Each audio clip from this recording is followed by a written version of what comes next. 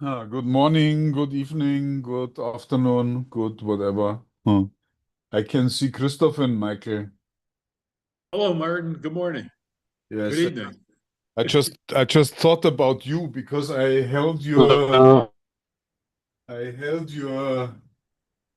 um, Attacker's Advantage book in my hands of Richard Foster. Well, it's an oldie but goodie, Martin.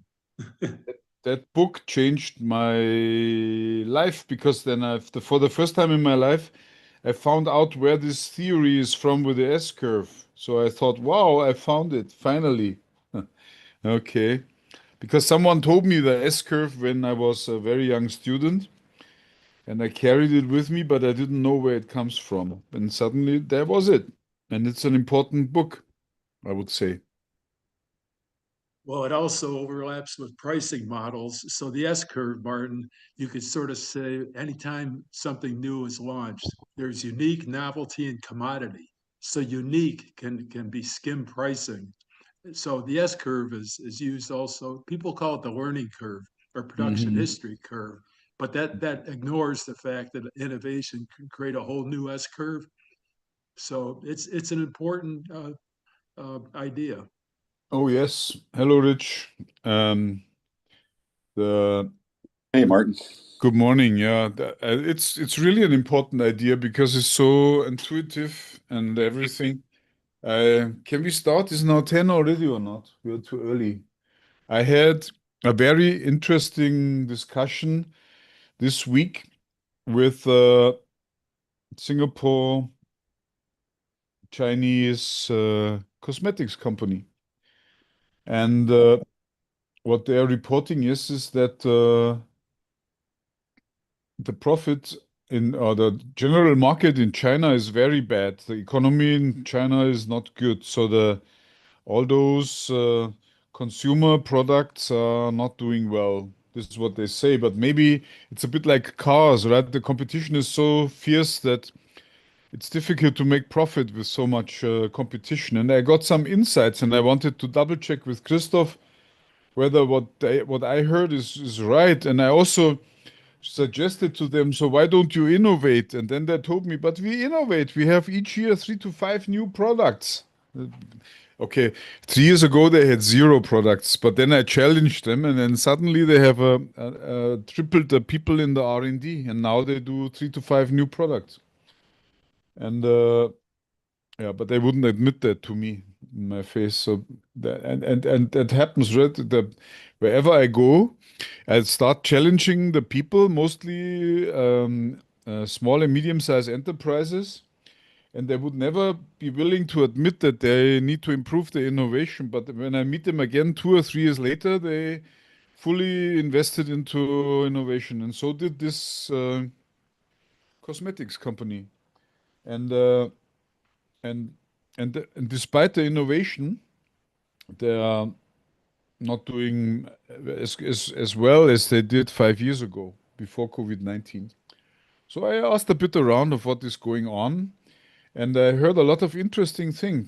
One is that in China, the influencers who are selling stuff on online social media, they can ask a large share of the profit for promoting a product, and they promise that they would sell 1 million products in a 1 hour, 2 hour session. And and then they told me, now you have the choice.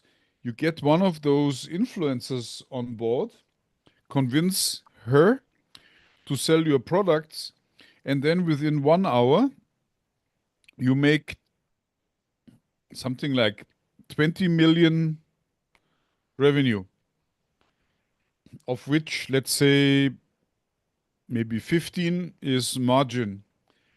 And the influencer wants, of those 15 million, wants 14 million margin. And then you are confronted with a choice. Do you take that and make 1 million in 1 hour? Or do you say no? Yeah. And this is the second time that I hear this. The first time I've seen it with my own eyes. And then um, that makes always people laugh because I have another client and she's a tattoo expert, and so at one morning I came to her shop for eyebrow tattoo, right? And she was there sitting at the laptop and watching the laptop and said, "What are you doing here?" I said, "Oh, I enrolled into a course for high value escorts." And I say, "Oh, do you want to become a high value escort?" Actually, which is yeah, there are other words for that I don't want to say now. And then she says, "No, no, I'm just interested what they do in order to get the customers, because I find it quite interesting how to get customers if you're an escort." And then I watched with her how this is going on. And then there was a young girl, influencer, explaining what she's doing and how she's treating her customers, men, and in order to keep them.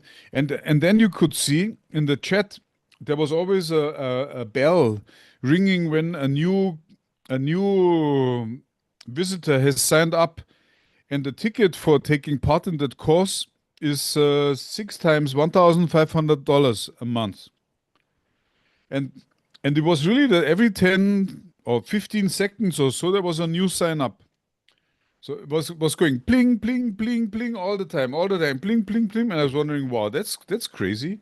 So if you take that, she had 250 new signs up in 1 hour, and each one brings $1,500 a month. And you just made that in the hour when I was there. Okay, China has also a way that you can cancel those contracts. So maybe 90% of those would be canceled, but still you have 10%, which is in this one hour, $30,000 sign up in one session.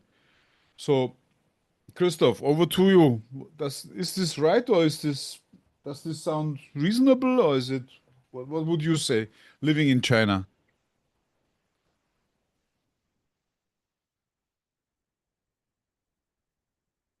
Maybe I scared him now. Well, if you have questions, I can tell you more. So Roland is here. Hello, Christina, Michael, and also Rich. So if you want to ask something, I'm happy. Or Joe, I'm happy to answer. Hey, Jürgen. Yeah. So Martin, Yes. when you say high value escort, I'm assuming that that's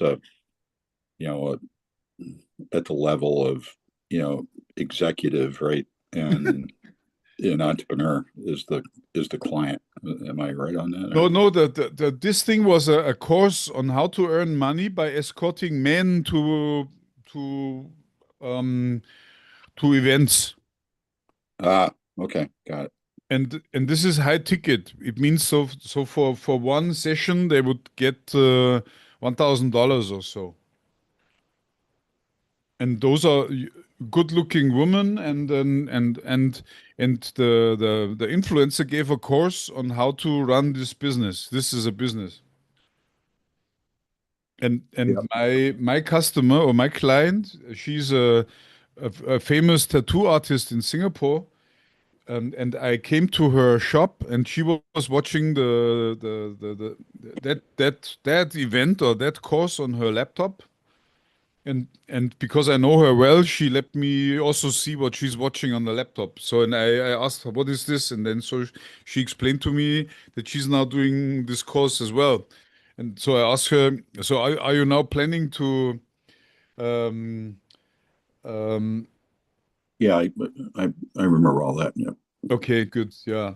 So that was it. No, why I'm telling this story is that because I could see that there were a lot of people in the audience, and every 15 seconds someone signed up. And the course fee is $1,500 a month, and the course is 6 months. So four people per minute signed up for a $9,000 ticket. Right. And the course is 90 minutes. Martin, sorry for interrupting, but what's the probability of all of that being set up, so you have fake customers signing up just in order to lure those ones who are really interested into getting Exactly. into a contract. Yes, but now I have also the other. So this was an influencer. So I didn't take it very seriously. I found it funny. But but but my client, she signed up for real. So she did the course, and the course took place.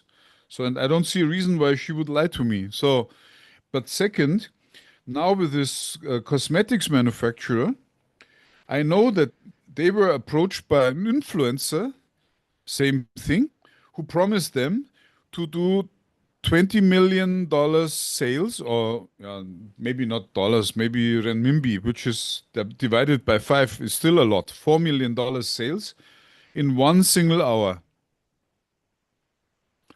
And this is real because they have done it several times.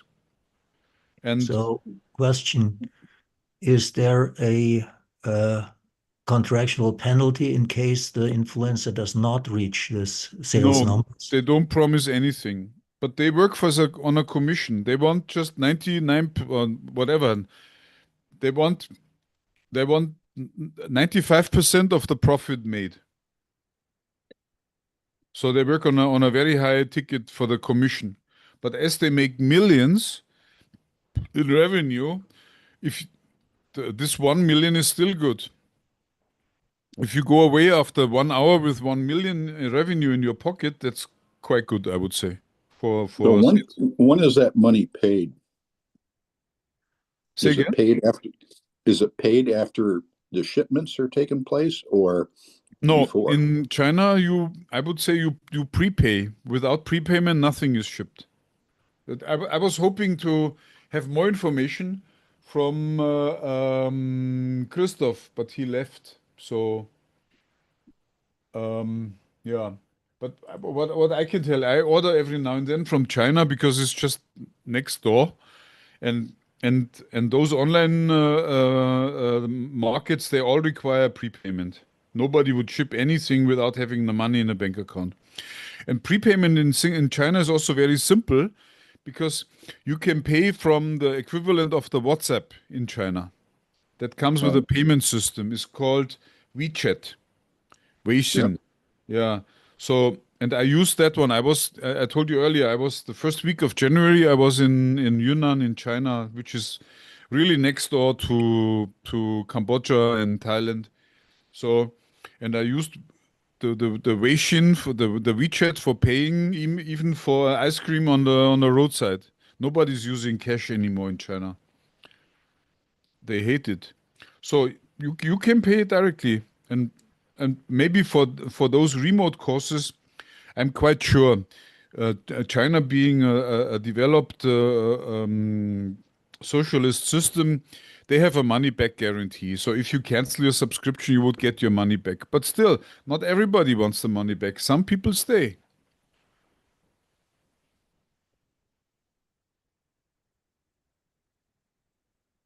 Yeah, it's pretty interesting. So, okay, let's go back to the cosmetics company. Yes. So I told them, yeah, okay, you need to innovate. And then they said, okay, Martin, we have listened. Last time was the last meeting was last year. We are now developing 2 to 5 new products. And they're doing well. But the problem is that is not sufficient to regenerate the dropping profits in China. And that reminds me to the car industry. Because if you remember, the price of a BMW in China is half of the price of the same BMW in Germany. And Christoph told me that it's because of the margins and because of the competition, so that BMWs are sold for less money than in Germany. So in Germany is more comfortable for BMW than in China. And the same applies to all goods out there and services. And that's what they fear, that's what they see. And I have a few models to explain that. But when I heard the influencer sales thing, then to me In China, it is nowadays more important that you create traffic and you do the conversion than actually making the product. You know, I did this street MBA in Chicago 3 years ago, and that was one of the core insights that you should see a company with three legs, like a three-legged stool. One leg is the traffic, which means to get people into the shop, so the people can see the goods that you have. Another leg would be the conversion, means try to sell those people in the traffic something. And the third leg would be the fulfillment, is then the company in the operations or in the manufacturing that makes those products. And the theory in this course in Chicago was that if you own two of the three legs, you own the entire company. And what I can say is that those influencers who set up these online distribution channels, they own two of the three legs, namely they create the traffic and they do the conversion while they do that. And so the manufacturers are left with the breadcrumbs that are there from delivering the product, and they have all the risk and all the investment. And that's how I explain this. And I believe this is the new business insight that we have when it comes to China, but not only China, all over the world.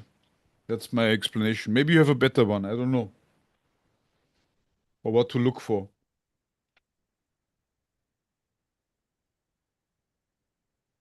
That's an interesting insight. Yeah. And I would, I don't know that much about the China market in that regard, but I mean, that makes sense to me. And I think you're probably spot on. And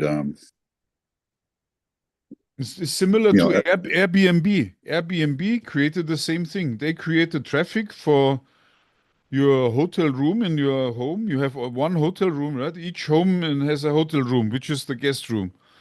And Airbnb discovered we create the marketplace, we create the traffic, and we do the conversion. And you provide your room and you wash the bed sheets. yeah, right. The same. No, that's a great analogy. Yeah. And there are several. And that brought me to, I don't know whether you all know this old book. It sits on my shelf for a very long time. It says 10 types of innovation. The discipline of breeding breakthroughs. Larry Keeley is a yeah, and it comes with a card game where you can develop your own companies with several cards. So they have 10 types of, or 10 areas where you can innovate, and only one of the areas is technical. The other areas are non-technical. They're all commercial in a sense. And yeah, it's all business model, right? yes, it's business model. And I am being an engineer by training and a patent attorney, and as you cannot patent business models, I have no experience whatsoever with business model thinking. But I believe the more I do this, going for what makes companies grow, I believe the more I need to look into those business models. Oh, of course. Business models are huge. Yeah, but you say, of course, but I'm a patent attorney. Where do you learn business models? Roland, what do you know about business models?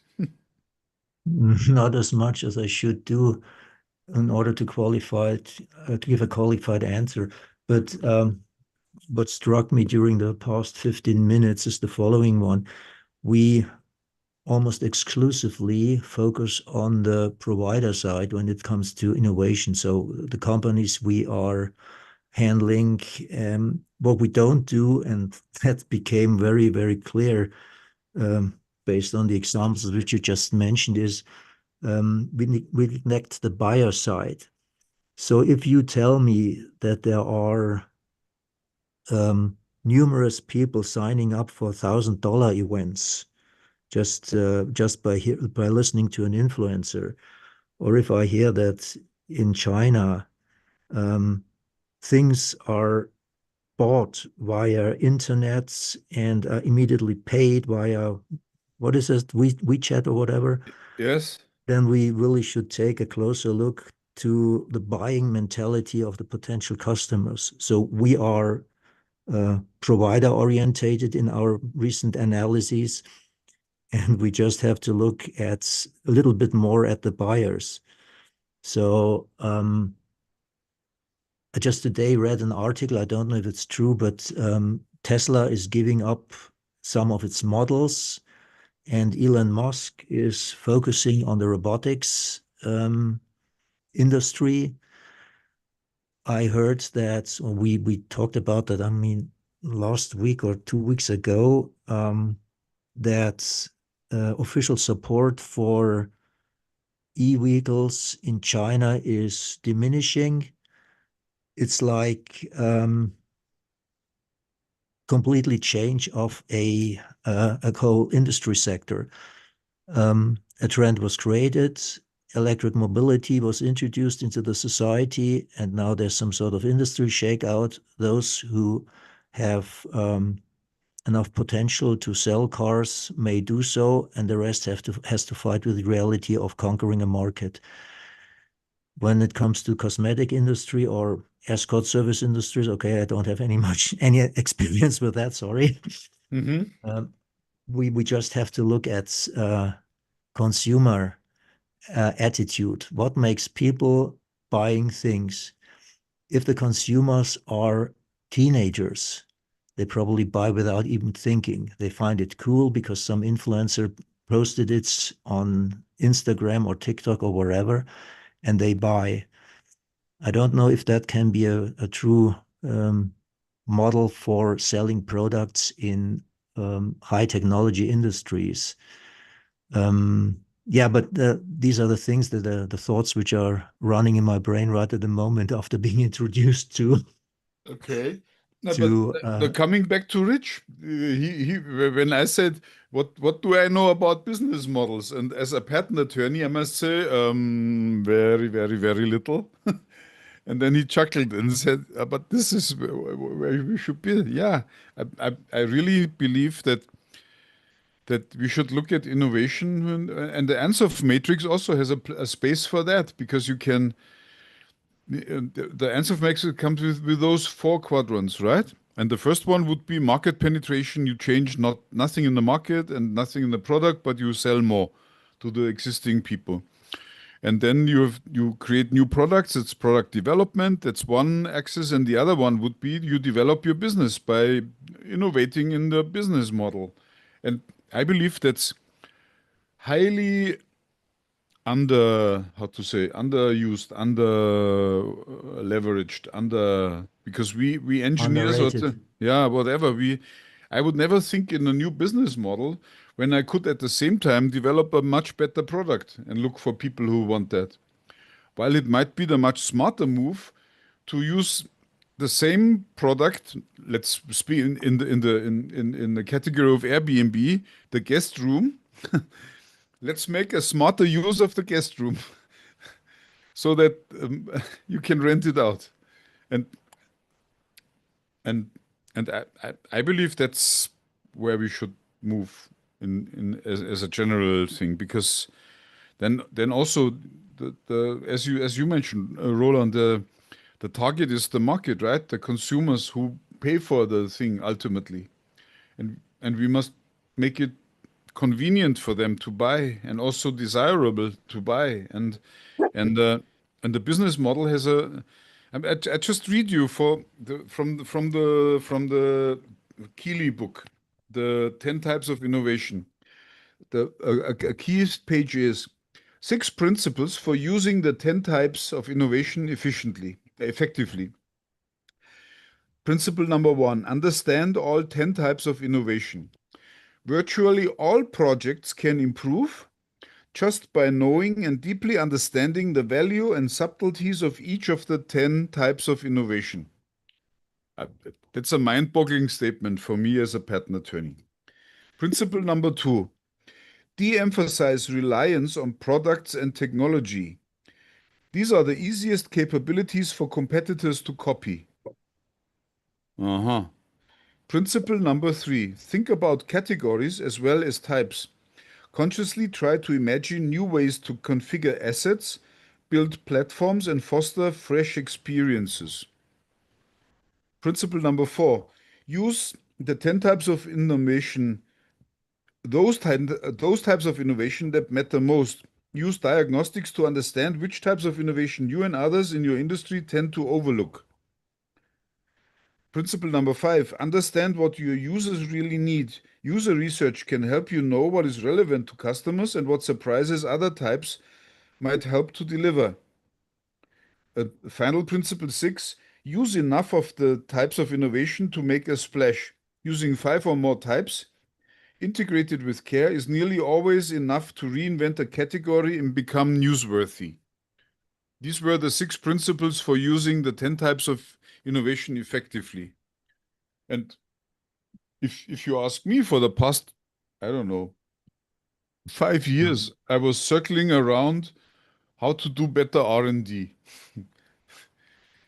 Could you a little bit elucidate on the 10 types of innovation? I mean, you just read the 6 principles, very Yes. informative. Okay, but what the are 10 types of innovation is probably a collection of drawers where you put your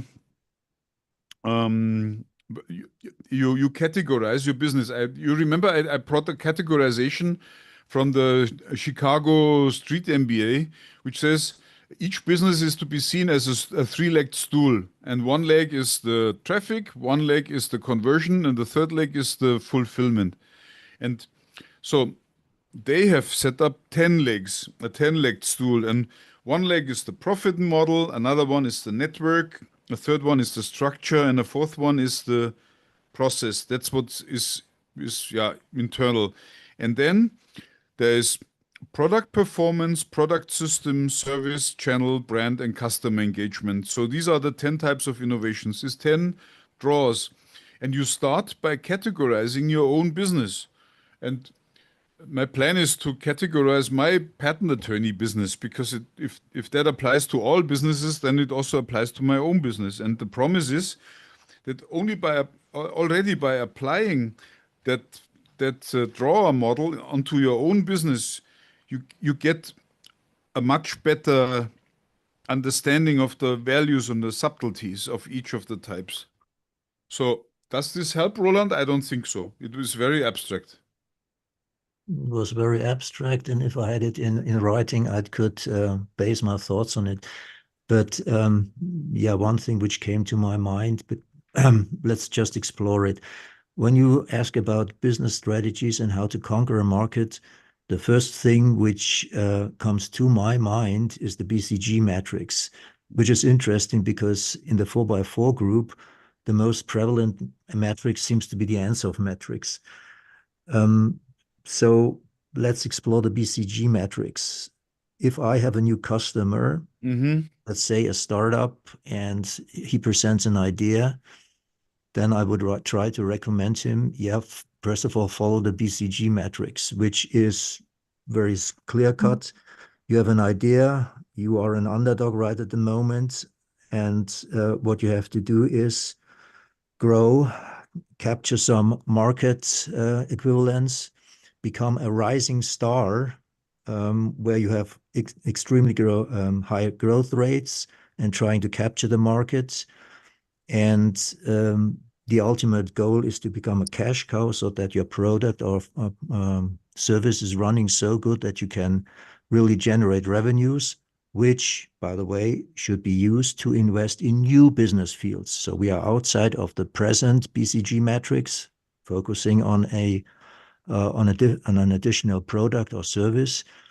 And over time, your product or service becomes more or less obsolete, which means you try to cash in as much as you can. You're trying to milk what's left of the revenues before you ultimately have to decide to discontinue and to abandon the product or the service. So this, of course, requires, depending on what you are offering, years of market presence.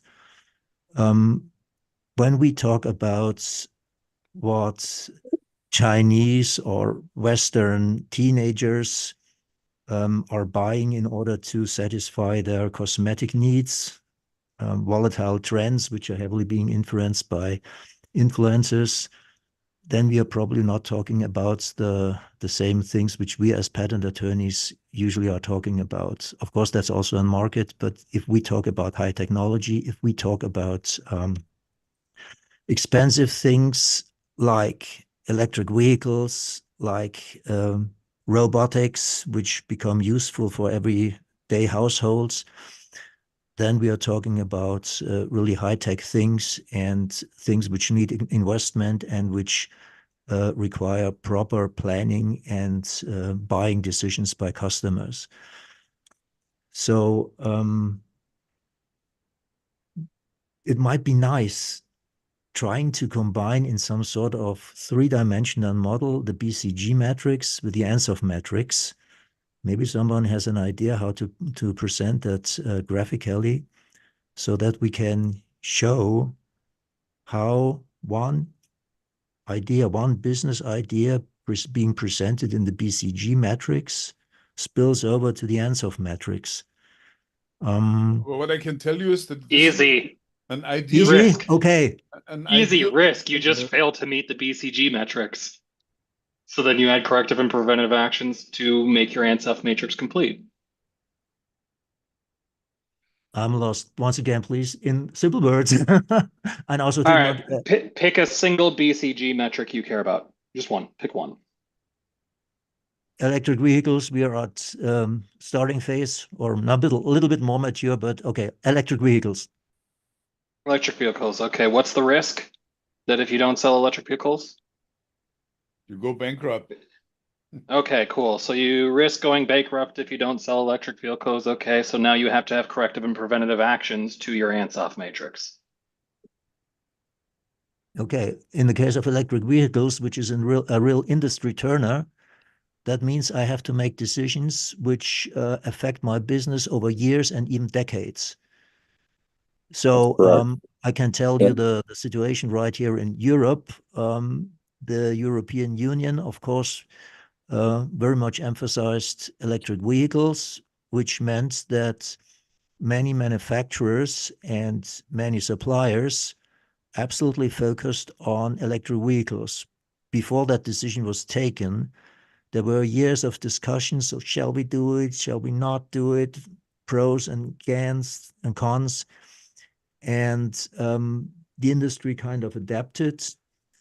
And a couple of weeks or months ago, this decision of the European Union was to some degree canceled by allowing larger lifetimes of internal combustion engines, which somehow rattled the whole industry, because that meant, okay, maybe some decision which we took and which said, okay, we exclusively focus on electric mobility, they lost their basis.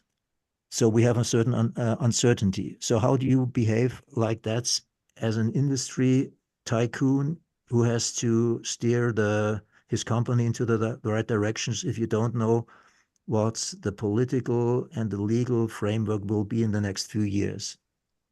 Over to you.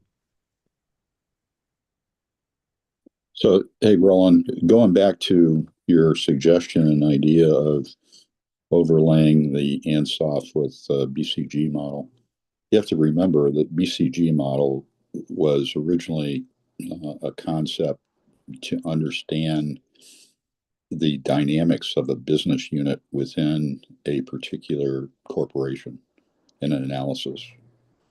So the traditional use of that tool is to, put it in simple terms, is to understand, for General Motors as an example, how Cadillac, Chevrolet, Pontiac, which is now defunct, Oldsmobile, which is now, defunct, how all these different divisions of GM lined up on that BCG matrix, from a sales, profitability, growth, outlook, so on and so forth, right? And which of those were the rising stars.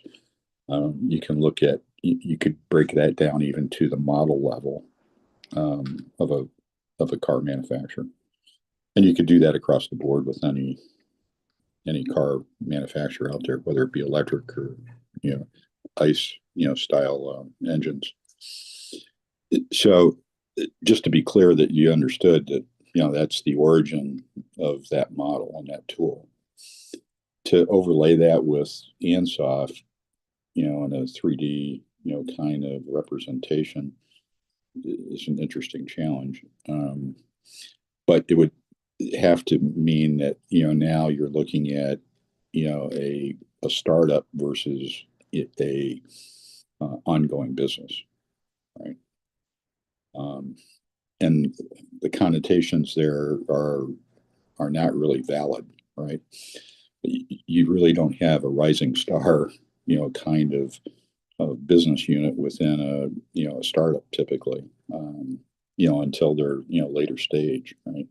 I mean, a startup typically has, it's either pre-revenue or it's generating revenue with zero profit, right? In a traditional sense. Yeah. So I would, sorry to interrupt. I would say that if you overlay the two, that could make sense, but it gives a four-dimensional problem. And then it goes beyond what you can imagine. And the power of those 2x2 matrices is that they're so easy to understand. And I believe that I don't think that you will gain from you can always find a solution in a four-dimensional space, but it's no longer intuitive. And sure. yeah, I don't think that this will work, and is also not wanted. And you rather change your perspective and apply a new 2x2 matrix on the same given business or problem, if you want to say. And by changing the perspectives, you get a better insight in the total overall problem. It's like I always repeat that if you want to understand innovation, you cannot just take a course and linearly learn innovation. It's more like understanding a jungle. And you can classify the animals, you can classify the plants, you can study the water flow and whatever, the rain or the humidity over time. But if you do all this, you will not understand how a jungle works. But what helps is if you look at the jungle from different perspectives and you do this for a long time, then after some time you will have a much better understanding of the jungle than before.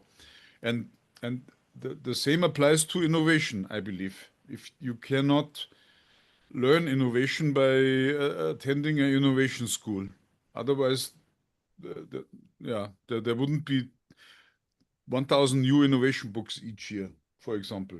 And and what we do here is we bring examples and we look at it from different angles. Each one of us here brings a different point of view and a different perspective, and we describe what we see.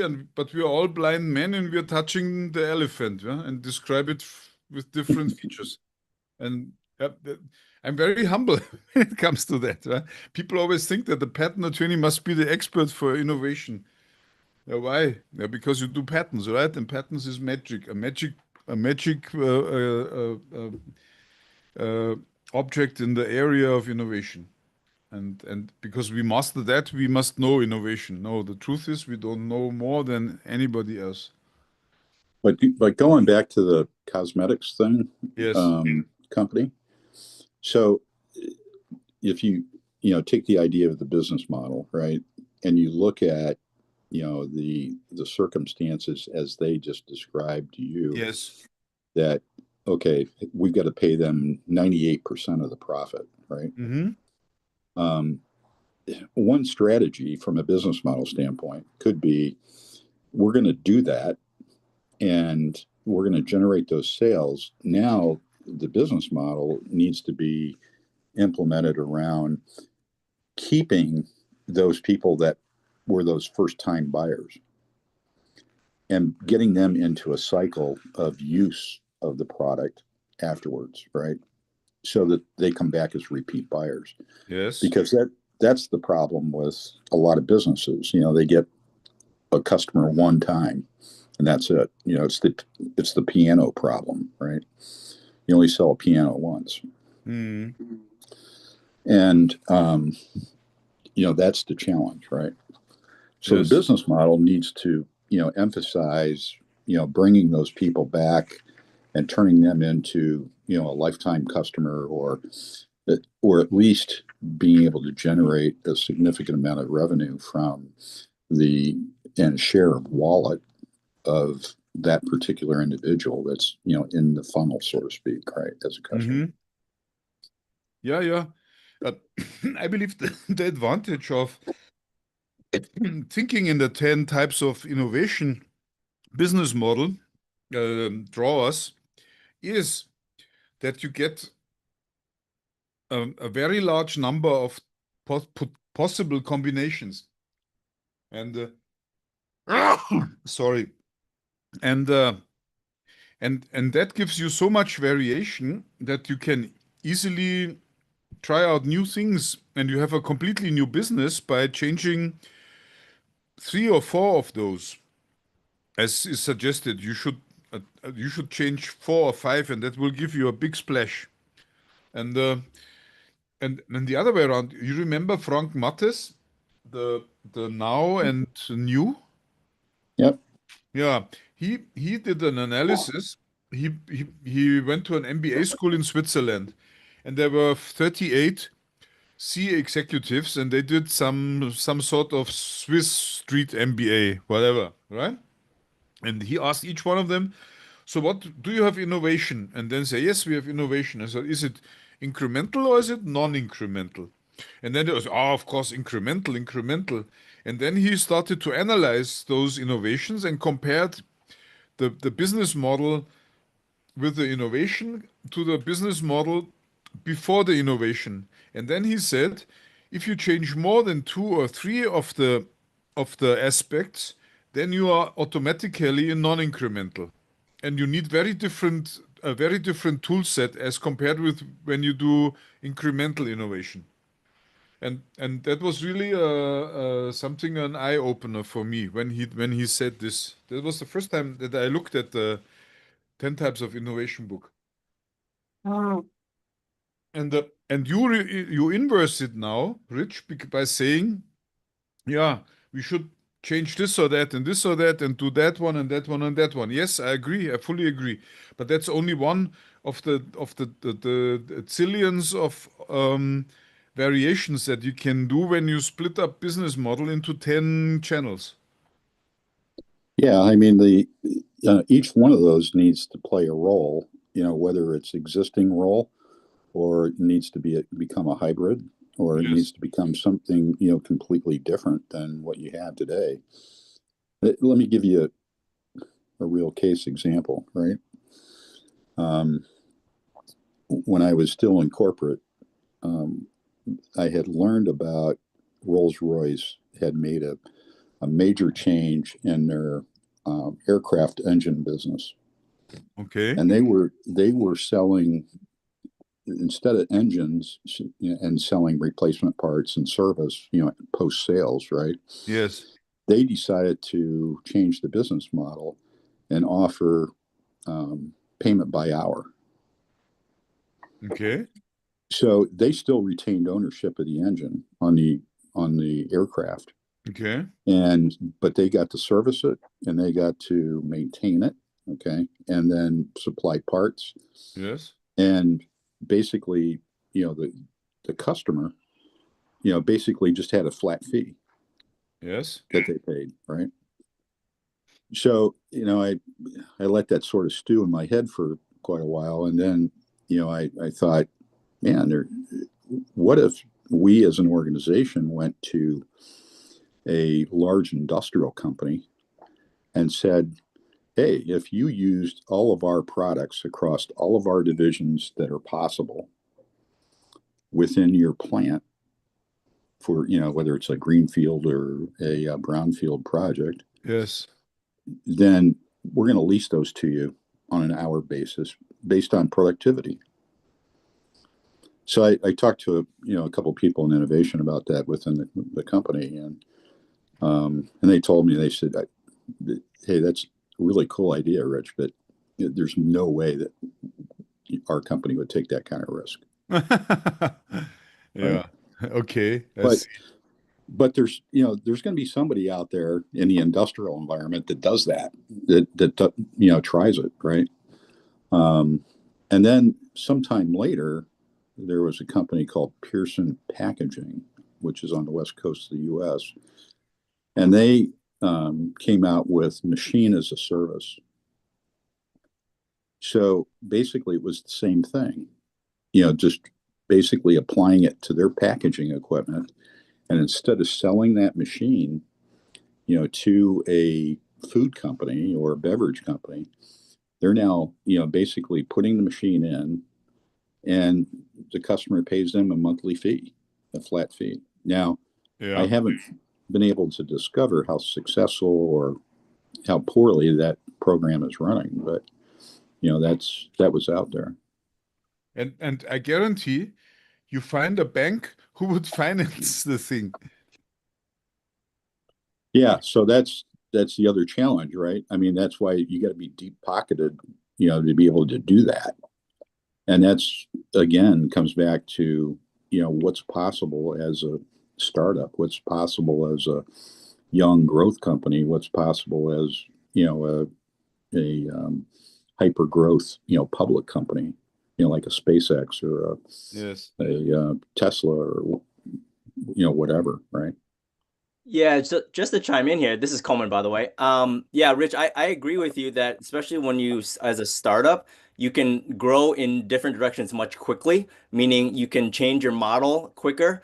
If you feel like that it's not the right model for you in general, from what I've seen many times over, is it depends on the metrics, as we talked about earlier, of what you are focused on. For example, if your metric, we'll just say a North Star metric as an example, is revenue. If revenue is your top goal, it doesn't matter what your profit is, it doesn't matter whatever, then you're going to drive your company in a different direction than somebody that's only trying to get a certain part of the market and trying to have reputation, for example. So it depends on the kind of metrics your business is aligned to.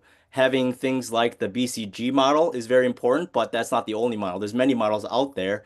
I know of at least a handful, if not more, that people can switch to. It just depends on the metrics you're aligned to as a company, as well as the metrics you're aligned to as a product. You can do it at a product level, different metrics than at a company level. But obviously, need to be synergies around them, meaning they have to fold up into them if you're at a product level. So it really depends on how large the company is, if it spans multiple industries. One company I used to be involved with was Collins Aerospace, as an example. And similar to the model you mentioned, Rich, which is Collins Aerospace as a company can sell pretty much an entire aircraft if they wanted to, minus the engine, which is Pratt & Whitney, which is also under the same umbrella. But they don't build an aircraft. They sell every part but the aircraft itself. So they can sell to like a Boeing, an Airbus, etc. And their model, of course, is the markups as they sell those individual parts, as opposed to trying to have the risk of selling an entire aircraft. So 100% agree. Yeah, when I was with Honeywell, I mean, we had the same business model as a Collins and several other suppliers, right? And at my former company, um, the business model in aerospace, again, this is the exact same thing, right? And they made all their money off the replacement parts. I mean, they certainly made money on the OE, but it was more important to get the 20, 30-year program and the overall lifetime value than it was, to get the program, right? The program just 100%. gave you access to the cash flow for generations to come, so to speak, right?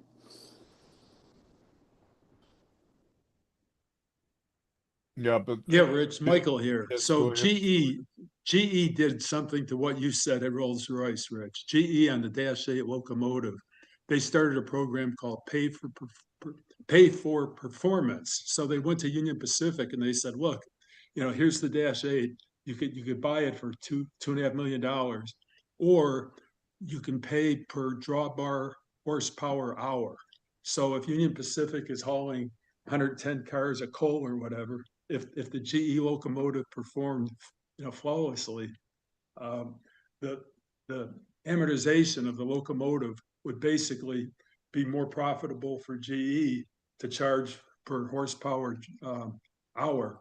And I think Caterpillar did something similar on earth moving equipment. You may have heard of it, Rich. So I think, if you buy $1 million piece of Caterpillar equipment, you could say, okay, I want a warranty. So if it fails, I'm going to get it for free eventually.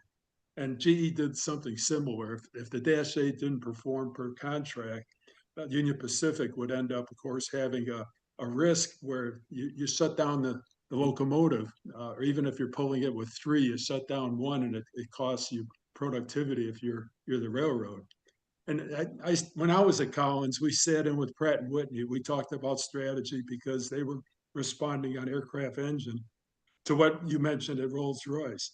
So it's sort of like whose ox gets gored, and in a way, it's like an unlimited warranty where the capital equipment supplier, in this case GE or Pratt, would take the responsibility for the quality of the aircraft engine. I guess Rolls-Royce did do that with airlines and with Airbus, where instead of paying up front for the engine, the financial model is entirely different, and it's basically whose ox gets gored, who bears the risk of that piece of capital equipment surviving per the life of the contract. But it's an interesting way. It shifts from a CapEx to an OpEx, expenditure, right? And Yep. Cargill even did this. They took their assets and then they got rid of all of their maintenance. So they had no more internal maintenance company. They outsourced the maintenance company to another. And so that way they could write off on the books differently. Sure. I mean, they're just depreciating, the equipment or the plant or whatever, right? Maybe they're even getting to the point where they don't even own the facilities. They just rent facilities and they're operating facilities. Maybe you sorry to interrupt you all. Maybe can I draw you back to the cosmetics company, because Jürgen Brügel is also here. I believe he's still here. Jürgen, you are there, right? When we talked about that, then Jürgen and I came up with a brainstorming session of what they could do, right, in order to develop a new product. And we were so enthusiastic, right, in inventing new features for what could be the product and whatever. And it turned out that they don't need this because they know how to do it, and they do. But the problem is that the business changed in China, which provided a large chunk of the income so far. And because the market changed, the revenue changed, and also the profit changed. They have more gigs with a lot of revenue, but with less profit. Yeah. So Martin, in the cosmetics industry, in the food industry, in the beverage industry, and we can, go on and on to, for infinity for identifying these industries. But yes, industries, basically are, driven by profit, and it's, basically, sometimes you get to the point where it's a scenario where the profits become so meaningless because they drop because of competition, and then all of a sudden you have a need for a change, and you think innovation is the only way. Well, innovation of the business model should be, the top and foremost in your mind is to consider what needs to happen there, right? And understanding, what the profit pools are of a company and where they are within the company and within the industry.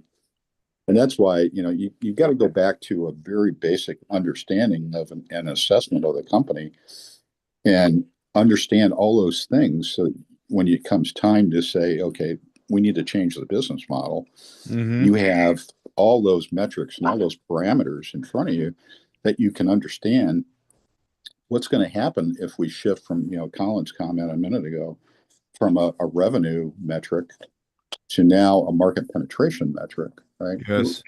How is that going to be impacted, right? And what's that look like? And, can we survive? Right. Yes. And so there's a lot of analysis that needs to take place before you even get to understanding what the opportunities are, from a business model standpoint, right? Yes. And the implications. And what this Keeley says is the second principle of 6, de-emphasize reliance on products and technology. Because these are the easiest capabilities for competitors to copy. Sure. If you take a look at Blue Ocean Strategy, right? Yes. And you look at the tools that they have in the text, and you look at the value curve, right? In that case, the reliability, capabilities, what have you, would be very low on that waterfall. Okay. Because the barriers of entry are so low, right? And every customer is going to, basically pursue that, or every competitor, excuse me, is basically going to pursue duplicating that, to your point, right? So that's going to have a very low score. And that's not where you should be putting your money. Yeah. Yeah, but we patent attorneys, we are trained to protect exactly that. We try to protect products and technology. And therefore, we think that product and technology is what companies should focus on. But I find out now that this is entirely wrong. I mean, not entirely, right? Because there are technology and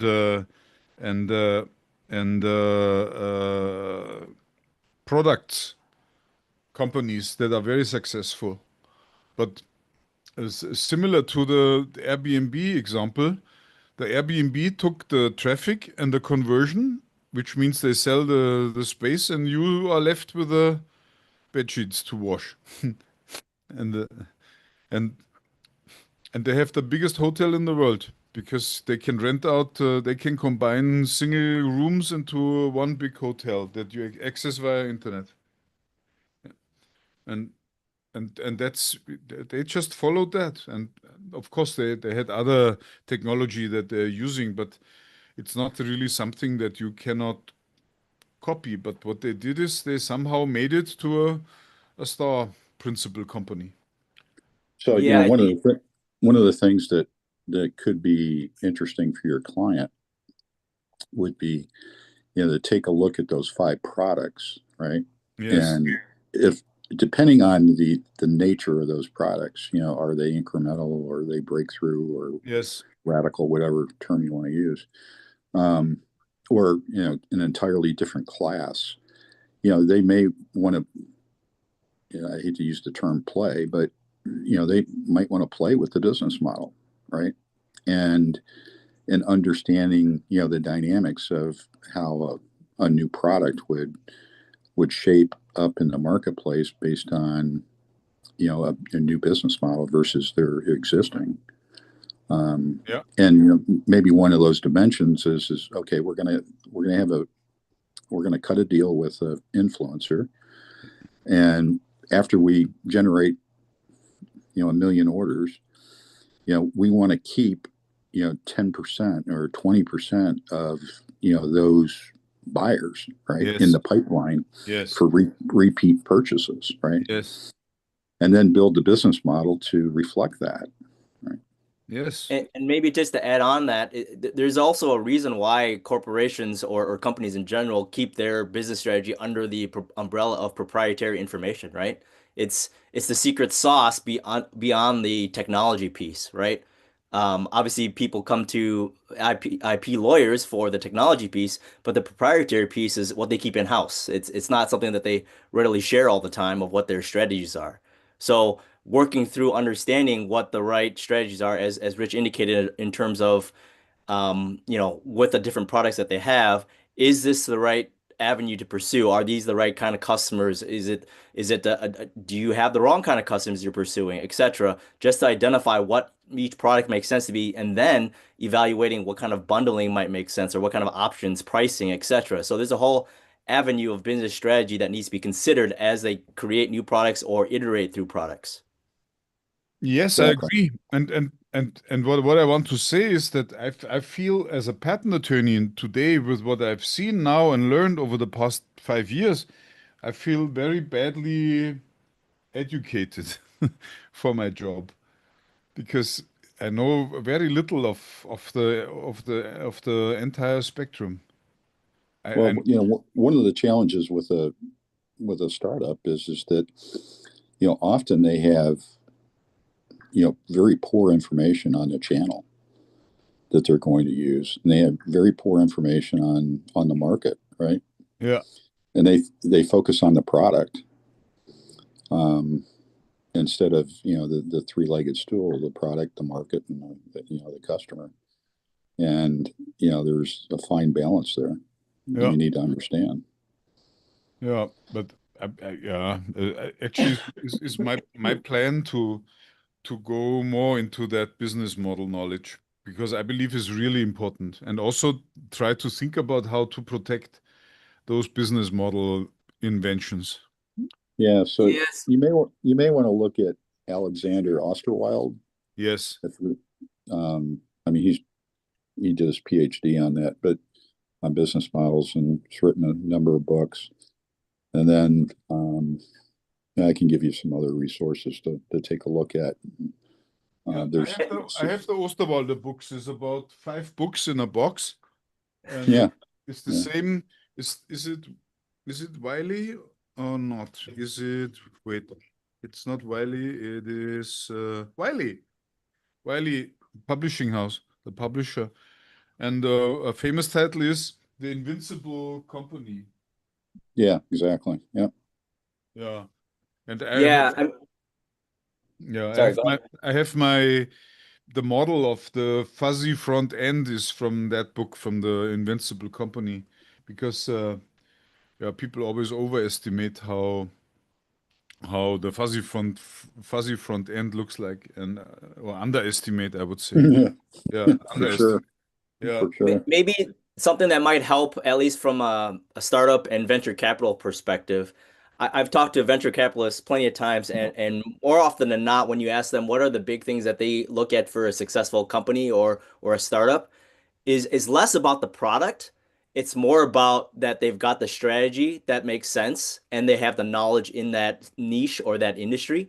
Because end of the day, they're looking for people that can innovate continuously, whether or not it's small features or big capabilities in that space to continually grow the right direction. So if you thought about the S-curve, right? Where Apple, for example, as an example, they started with the iPad, right? Or they started with computers and then they went to the iPod. And then with the iPod, they invented the iPhone. And it was a continuous innovation in a space that they're very comfortable with, just adding additional capabilities to it. So yeah, incremental growth on that kind of product line, right? yeah. So it really depends on what their strengths are and what they can bring to the table.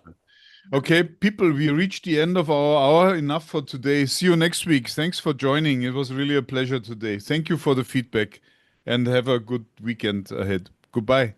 Thank you. Take care. See ya. Thanks, Bye-bye. Martin. Take care. Bye bye.